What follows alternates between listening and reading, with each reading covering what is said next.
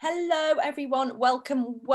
We are doing it a little bit different today. We are doing one of our podcasts live from Facebook, but all via Zoom as we're all in lockdown. We are so pleased to be welcoming Kath to the show. Hi, Kath. How are you? Hello, I'm great. How are you? Good, thanks. Can you just let me know how you pronounce your surname? Because I'm terrible. I always pronounce things wrong. It's Koschel. So, yeah. Yeah, I was doing Koschel. Thank you. Right, I'm going to do a little intro to you because Kath, you are an amazing person. You have got an amazing story. And as Sue and I, in our capacity from Impact Mental Health, we are all about resilience, and you are just it. So we're really pleased to be joined by Kath Koschel, who epitomizes both physically and emotionally resilience, adaptability, endurance, and perseverance. Kath is an ex-professional athlete who played cricket for New South Wales and was an Ironman competitor. But after a prognosis of paralysis, Kath not only taught herself to walk once, but 3 times.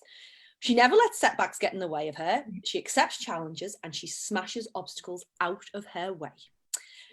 And it's your non-for-profit charity that lights you up, isn't it, Kath? It absolutely sets your soul on fire. And your non-profit charity is called The Kindness Factory.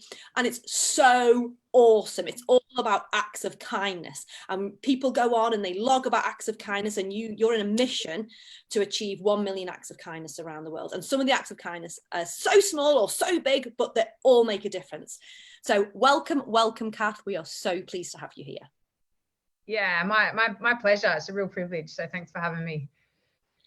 So Kath, I'm going to go straight in with a question. We are interviewing you on resilience, really, and we're obviously living in a pandemic. There's a lot going on around the world in terms of global change, technology change, teenage social media, internet overwhelm, and so on. What would you interpret resilience as? What does that mean?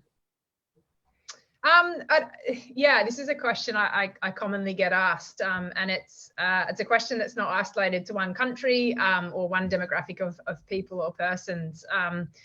For me, resilience isn't the lack or absence of adversity. I think understanding adversity and having been through a lot of it myself, and then hearing other stories of adversity through people or other people, I've sort of really, I guess, honed in on this fact, or I guess more so an idea that adversity is such a relative experience.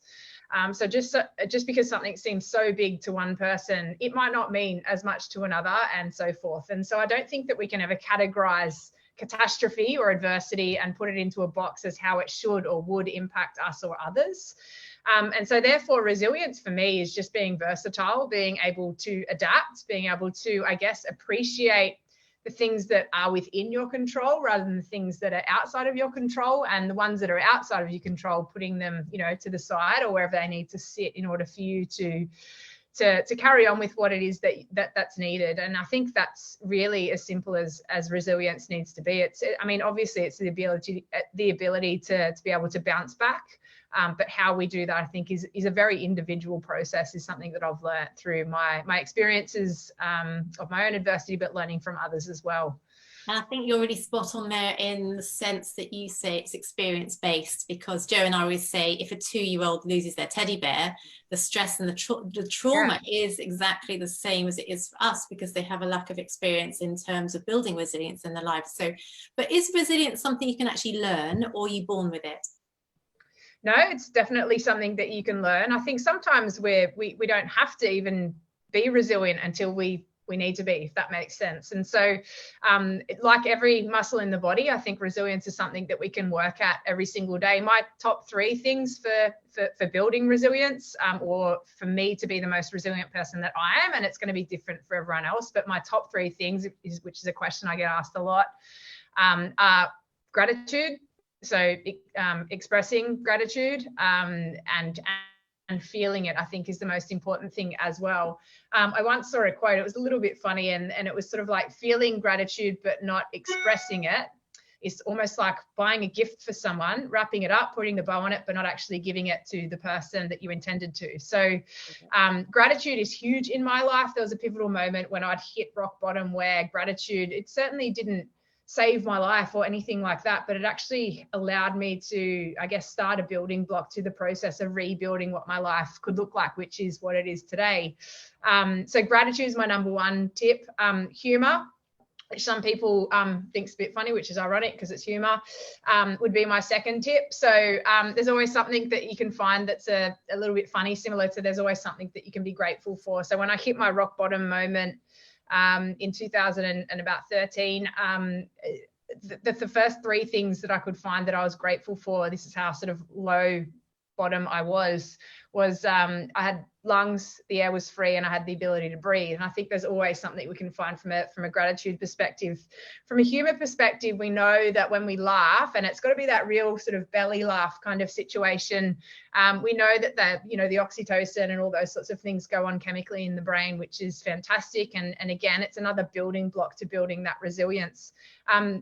Go onto YouTube. If you haven't laughed today, if someone hasn't told you a funny story or a joke, or you haven't found a reason to laugh, go onto YouTube and find a clip. Just do it, because automatically that belly laugh will put you in a much better frame of mind to tackle whatever it is that's going on for you to have that resilience in the first place.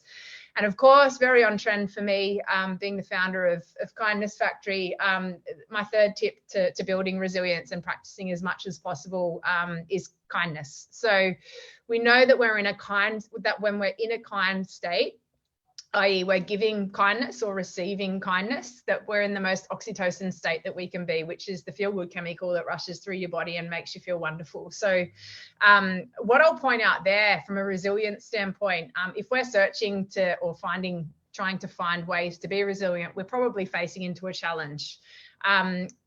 Therefore, kindness to self is probably the most important ingredient there. Whenever we get on a plane, not that we've been doing it much at the moment with COVID, but the first thing we hear in the safety briefing is put your oxygen mask on first before helping others. And there's a reason for that. And that's because we can't help others before we help ourselves, I guess. So self-kindness is important. What is it that makes you, happy? What is it that gives you that thing that allows you to be the best version of yourself? It might be patting a dog, kissing a loved one, whatever it may be. It's going to look different for everyone. So kindness to self first, and then kindness to others as well. It doesn't have to cost a cent. Smiling at strangers, all those sorts of things really add up for sure. You speak our language. We love it. We spout this stuff off all the time. And you just actually can't give the message enough, because there's never enough kindness. There's never enough gratitude. There's never enough humor. I mean, even in our darkest moments, Sue and I could be crying. The next minute we're falling off our chair laughing. And that it just makes the world go round, doesn't it? And as you say, that smile from a stranger might save your life on that day. So thank you for all of your little insights. We love it. We love it. But could you tell us a little bit about your story? Now, you decide which part, because you've been through many adversities. So maybe tell us the one where you learned the most and how you got through it. You don't really have to go too dark into your story if you don't want to, but just tell us what resources you turned to and how you got through it.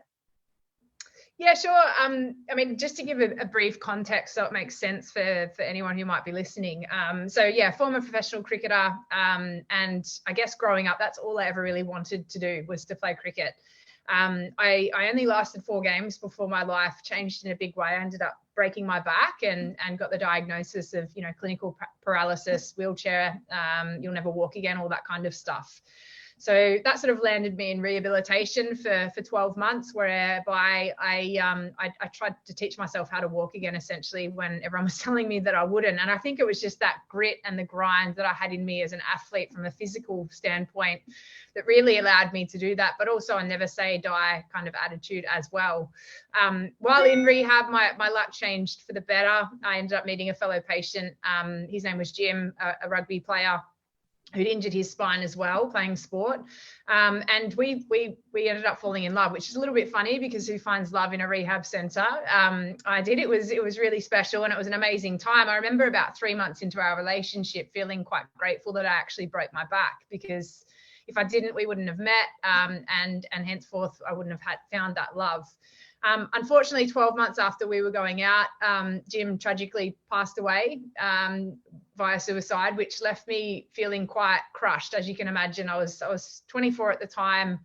And I'd suffered these two really big life hurdles, and it was a lot for a 24-year-old to wrap their head around. And I say this 10 years on with a bit more life experience, but still sort of looking back on that period of time, saying I really hadn't experienced much in life. You know, cricket had always been the focus for me, and then I'd sort of suffer these big life events that that could have changed the course, that certainly did change the course of my life, but could have been in a very downward trajectory. And I sort of neglected my mental health for about 10 months after Jim's passing. And when I say neglected, it wasn't a result of stigma by any stretch. You know, so often I think a lot of us steer clear of that, you know, psychological support, or, you know, when we're in a mental ill health struggle, or a mental health struggle, we often just think too much about the stigma. And it wasn't about that. It was probably more so that, again, these two life experiences were so big that I didn't really know how to articulate what it was that I was feeling. And if I started that process, and I probably had to admit to myself how badly or deeply I was struggling. And so that's what I mean by when I say I neglected my mental health. And it caught up with me 10 months after his passing, when I just had this complete emotional breakdown and hit that rock bottom moment, whereby I mentioned earlier with the me finding gratitude and all those sorts of things. And that was probably the darkest time in my life, to be honest. I guess I always sort of say I'm very fortunate now to sort of travel the world as a motivational speaker. And I always sort of say time changed for me that day. You know, when you have one of those days where nothing seems to go right, it could be the traffic on the way to the work, or the dishes that are piling up in the sink, or the kids that are, you know, just crook, or whatever it is, those small moments that really bother us that probably shouldn't. I was actually praying for those moments again to matter, because after his passing and in the depths of that struggle, I just nothing seemed to make sense to me. And so that's what I mean by when I say sort of time changed from a perspective standpoint. I was just really feeling quite lost, and that's where gratitude came into it. My favorite story of gratitude is actually I was, you know, amongst this emotional kind of breakdown period whereby I just felt completely lost. And I went to the Gold Coast in Australia to really try and find myself. It was where my partner, Jim, and I were supposed to spend the rest of our life together. And I was sat down at this coffee table, and it wasn't strategic by any stretch, but on the coffee table was a pen and a piece of paper. And I don't know what compelled me to do what I did next, but I'm so glad that it happened. I picked up the pen and I started writing down a list of names. And there were names of people who had ever shown up for me in my life. So family and friends. And I guess throughout that period, you know, doctors, physios, all those sorts of specialists as well. And what I did next was I picked up my phone and I went through the process of calling every single person on that list simply to say thank you. And the response was incredible. The first person I called was my doctor. He'd obviously been through a lot with me up until that point. And he must have seen my name flash up on the screen. He picked up immediately and said, "Kath, what have you done? What have you broken? How do I help?" And I said, "No, doc, I'm not calling for that reason. I'm simply calling to say thank you." And he was quite, I think, grateful even for me having done that. And I went through this list, and the process had sort of begun of rebuilding my life. It's so powerful, gratitude. And these days, it doesn't look like that, the expression of that for me, but I have a notepad that sits on my bedside table, and every single day it takes me less than 2 minutes. I write down 3 things that I'm grateful for. And it is so powerful. It's a practice that I'll never stop doing till the day that I die. But so important, I think, for us to be thriving as individuals as well. But I can't really remember the question, Joe, but I think I've sort of got there somehow. Just interrupt if I'm rambling too much. No, we love it. We love it. Absolutely love it. And like the thing that was pointed out to me that I took from that, you know, obviously you went on this journey, you were in rehab, then you had this massive high because you found somebody. So all of a sudden low, high to being right back low again, maybe lower than you've ever been before. And then over those months when you said you weren't looking after your mental health, you know, it's within our pain. We have to break, don't we? We have to break to get better. And those months you were probably trying to avoid breaking, but you have to break to get better. Yeah, I do agree with that. I really do, hand on my heart. I don't think as individuals, there's not a person on this planet who couldn't get through the things that I have. And I think I'd really like to highlight that as well to anyone who's listening, just because, you know, my story continues and there's been a lot more adversity since those moments. I'm not sure if we'll get into it today, but I think sometimes a good question that I often ask a lot of my audiences when they say, you know, there's no way that I could do what you've done, all those, the first response to that is no one knows what they're capable of until they have to do it, right? I've broken on several occasions, and I thought, hand on my heart at the time, that there is absolutely not a chance that I'm going to bounce back from this, but I did. And I think sometimes time is the best healer.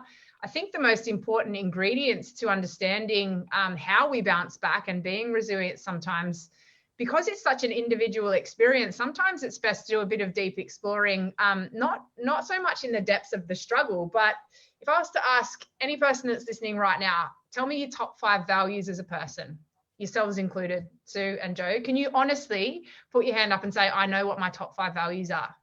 I can. Yeah, amazing.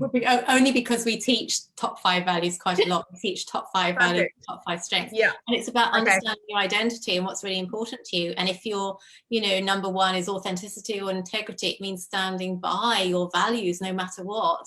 If you want to fight for a situation of injustice, then you will stand against the crowd because you believe in authenticity, standing by your values. But I'm really interested in what you say, because I think in between the tragedy, and obviously you've been through severe tragedy in your life, broken back, loss of a dear loved one, and then in between there and the healing journey, which you talk about, those lovely tips, gratitude, being in humor and being in kindness, there's obviously that place that's dark, and you've used words such as lost, dark, neglect, broken, and we'll have listeners on board right now that have had tragedy happen to them, or they've been abused or neglected, or they've really suffered during the pandemic. Whatever it is the cause of suffering and pain and adversity, but they're not yet in that healing stage where they can look back and say, it happened for a reason, good things always come out of it, I can see now the journey and I'm grateful for it, although I wouldn't want to go through it again.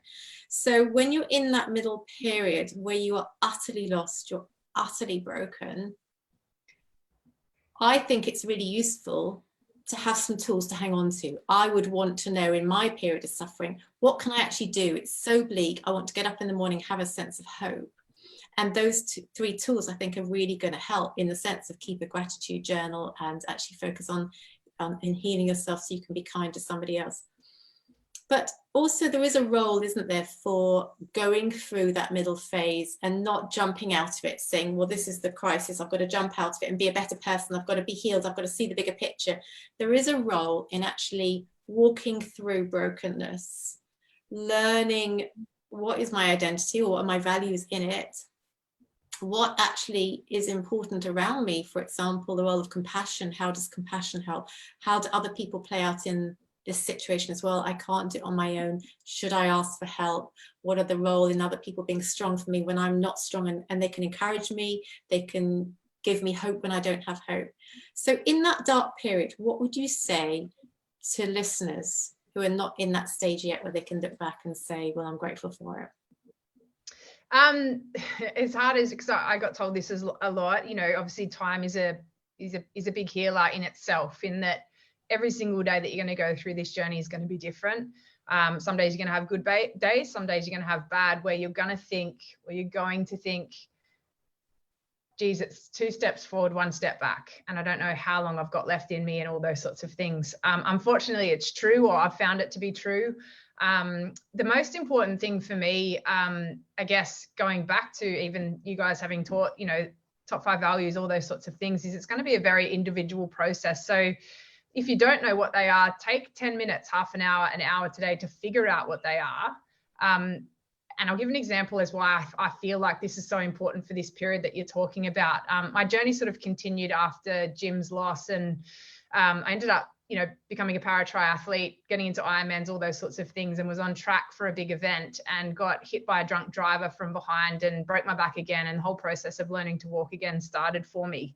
And I remember sitting in that hospital bed. I was in a coma for 2 weeks and woke up after that and felt, again, just very lost. How on earth has this happened again? Why am I in this situation? And that whole mentality had started to kick in. And I was hearing from a lot of people, loved ones mainly, sort of saying, you know, you've been through this before, you can go through it again. And I was like, what if I'm just tired and the process is grueling? I've done it once and I know how hard it is. I don't know if I've got that left in me.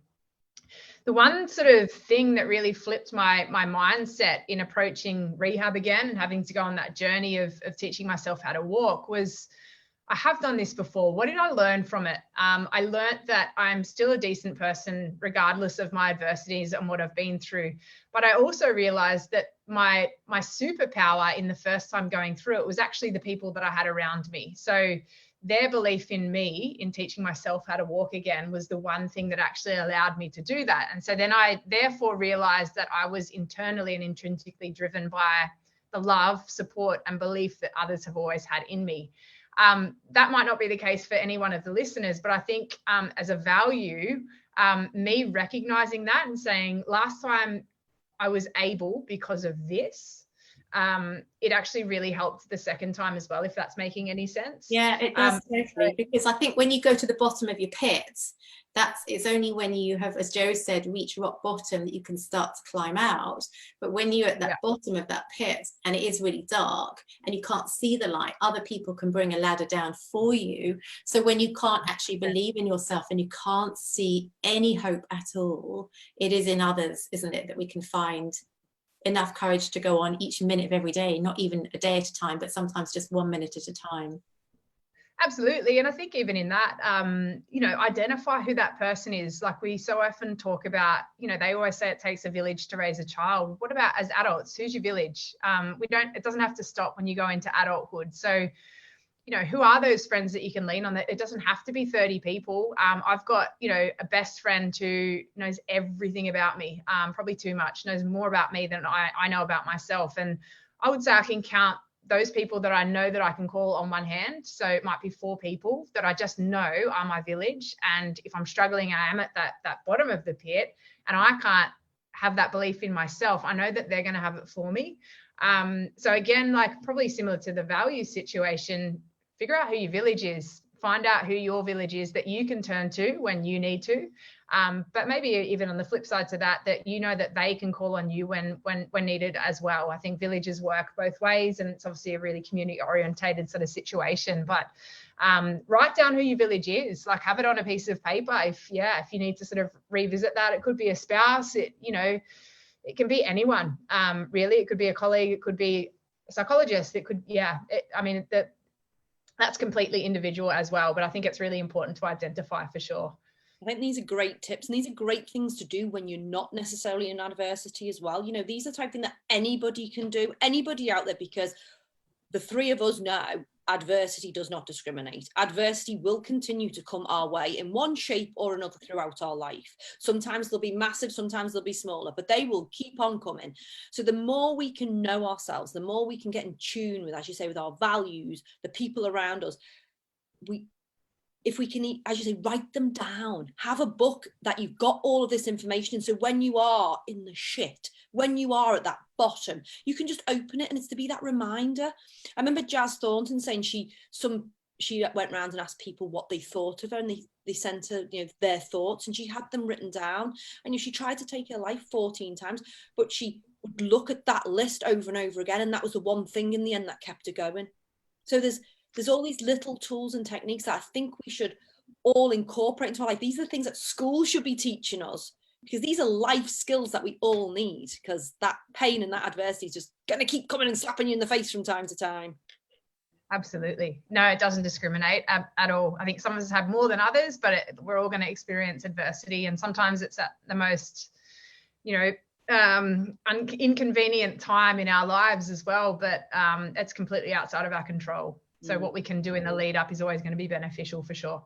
And so, Kath, obviously now you run the Kindness Factory, and your website looks amazing. These acts of kindness, you must go on. Do you go on there every day and just look at these acts of kindness? Does it just fill your soul every day?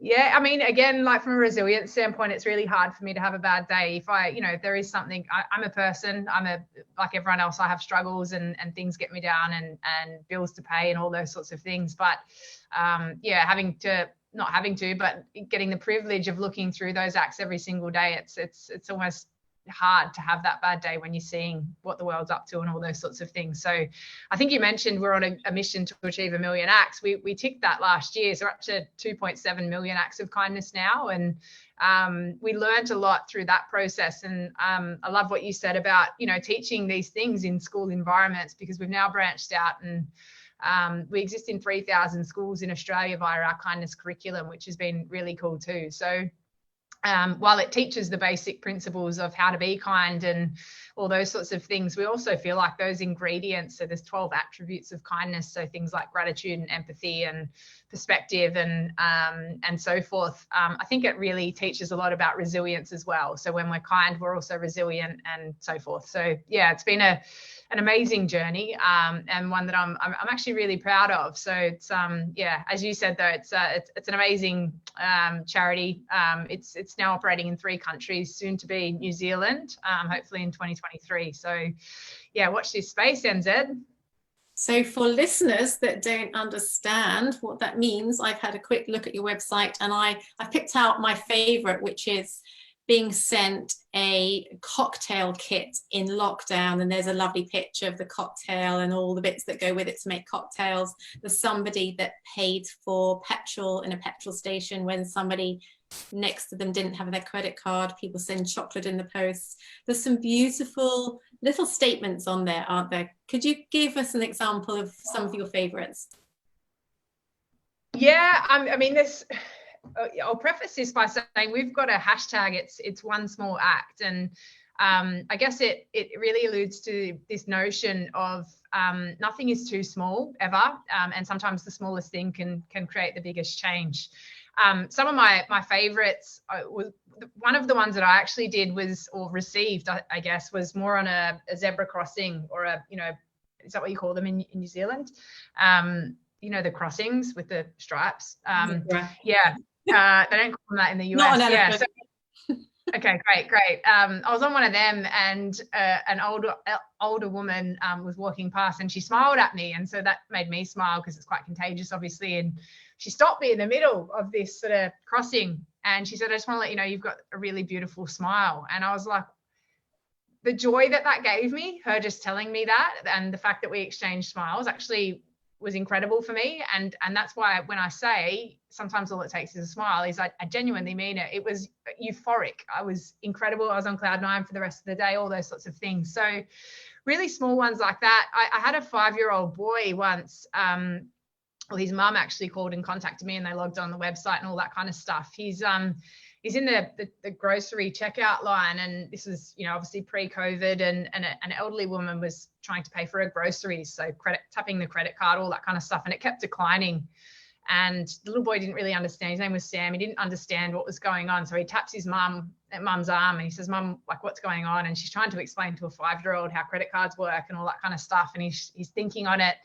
He waits a minute, he taps his mum's arm again, and he says, "Look, Mum, can I have my pocket money?" And she said, "Well, what do you want your pocket money for?" And he said, I'll pay for the lady's groceries if she can't."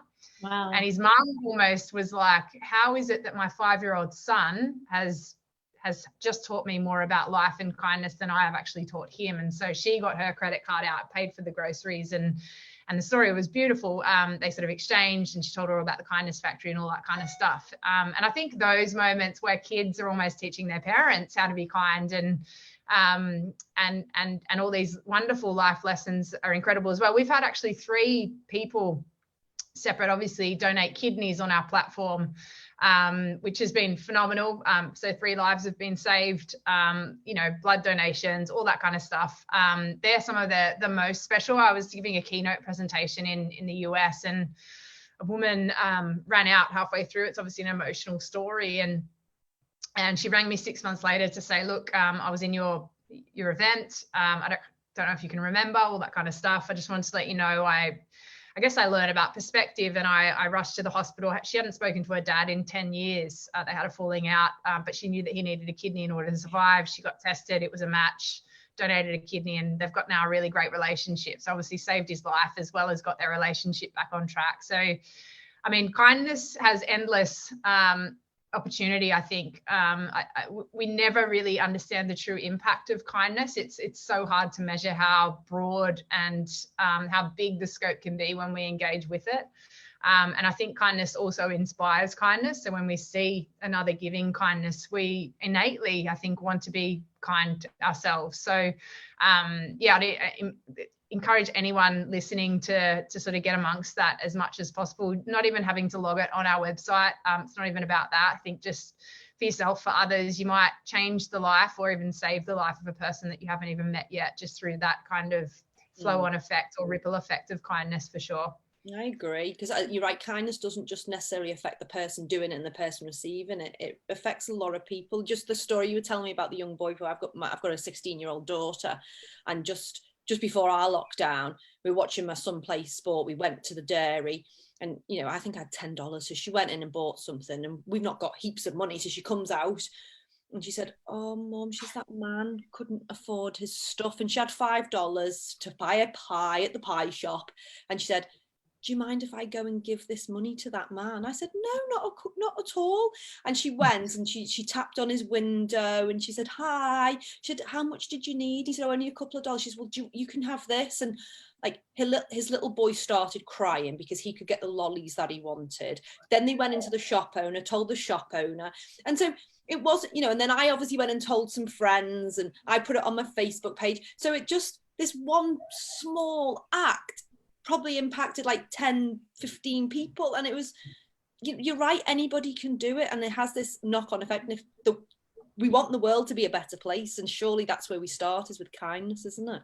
And I think also, if you go back to your own area of suffering and struggle, you remember the people that were there for you and made an act of kindness. And it is often the tiniest and smallest of things. It is a smile when you're crossing the road, isn't it? Or it was somebody that when they were packing your bags at the supermarket checkout was just really kind to you in a moment where you thought you were going to break. It just gives you the strength to carry on. So the message it doesn't have to be big at all, does it? Not at all. No grand gestures, but but endless possibility for sure. Kath, where are you going with your life now? Because obviously you travel the world normally doing your keynote talks, but we've been in lockdown. You've been in New South Wales. You're back there. What's in it? What are you doing now? What's your next goal? What's your next dream? What next obstacle are you going to smash down and achieve? COVID sort of forced me back home. I'm an Australian originally, so I had been traveling the world, as you mentioned, and living in various parts of the world, which was really exciting and all those sorts of things. But I feel really grateful to have had this opportunity to be around family and loved ones again during this lockdown period and things like that. So that's been great. As I mentioned, we've sort of launched a kindness curriculum last year. It's now in 3,000 Australian schools, and we're in a pilot phase in the US with that at the moment. So that's been wonderful, and that's our next sort of rollout, as well as then the UK, where we're a registered charity as well. So when I say, it sounds like kindness global, kind of domination, but I think it's the best kind of world domination that we could have is this influx of kindness. So for me, I think I had to get quite this whole million acts of kindness thing come very accidentally to me. I was in that hospital bed after that car hit me, and essentially I'd been giving out a lot of kindness. The movement was born prior to that experience, and I guess people recognized that I was in a coma and could no longer engage or give out the kindness that I had been. And so therefore I woke up to hundreds of thousands. It was quite public and on the news and things like that. And so all these people started writing me messages and emails and inbox things on social media and stuff saying, "Look, sorry to hear about your accident. Wanted to let you know that because of you today, I mowed my neighbor's lawn, or I donated blood, or I tied my sister's shoelace." And so that's how the movement was sort of born, where I just flipped the website to be more about the world and others and contributing to the movement rather than myself. And very accidentally, ended up logging. We're now at 2.7, I think I mentioned, acts of kindness from all around the world. And the curriculum is more so, what were the learnings that we took from that? And I wanted it to become something that I guess we weren't going to see the results behaviorally overnight. And so therefore, what was the smartest thing that I could do? And that's why, hence, we're in the school environments, whereby we can get in front of as many children as possible at as young an age as possible, so that we can build kindness throughout the curriculum, and so that kids are sort of brought up on this foundation of kindness. If they're not experiencing it in any of their outside environments for whatever reason, it could be adversity or broken homes and all those sorts of things, then school's going to be a really positive and powerful tool for our kids to be in those kind of environments. When we talk about mental health, I don't think we can ever have a conversation about a struggle or adversity unless we feel safe enough to be able to have that conversation. And I think what Kindness Factory or the curriculum's role plays in that is creating safe enough and kind enough environments for us to have conversations of depth that have all the things that we know are so important to thriving, like empathy and compassion and gratitude and perspective and so forth. And so I guess it's a generational change that we're after now. We're going to sort of see results of this curriculum in, you know, maybe 5, 10, 15 years time, but we're in it for the long haul, not again overnight success and all those sorts of things. So yeah, I think as well, I guess my secret mission has almost become, and I know you guys will really believe in this, I'd love to actually hear your thoughts, but redefining what kindness is. So often we sort of see it as this warm and fluffy and nice thing. I don't think kindness and niceness have to go hand in hand. I think they can, definitely. They should, it's nice to be nice, but kindness to me is actually the ultimate strength. Sometimes kindness isn't just, it can be disguised, I think. And sometimes kindness is the ability to have a hard conversation with the person that they're not going to like to hear it, but that it's the best thing that you can do for them because it's what they need to hear in order to grow or to heal or to move forward. And I think that's become my secret, or, it's a bit of a cheeky mission that I have, in that it's the ultimate leadership strength, in my opinion. And I'd actually love to hear you. I know this was supposed to be the other way, but I'd love to hear your thoughts on that as well. Hey, listen, Kath, I think we could talk to you all day, all night. You've got so much to say, and we're on the same page with so many things. We're coming to a time where we're going to have to limit the questions, but I've just got one last question for you, which is, you talked at the very beginning about neglecting your mental health. You've talked about then the adversity, the dark period, coming through it, and the healing. What can you do every day? Because the message I'm sure you're giving in schools through acts of kindness is you don't need to wait until you break or something major happens.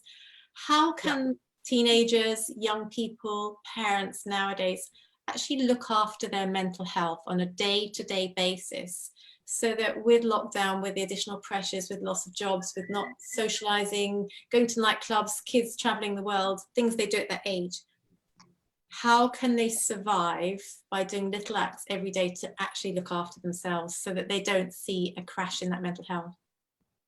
Yeah, I think on top of the things that I've already, uncovered in kindness, gratitude, humor, control the controllables. I think, and it's so hard to do. So, hats off to anyone that can do it in these situations. I'm struggling with it daily, still being in Australia and all those sorts of things.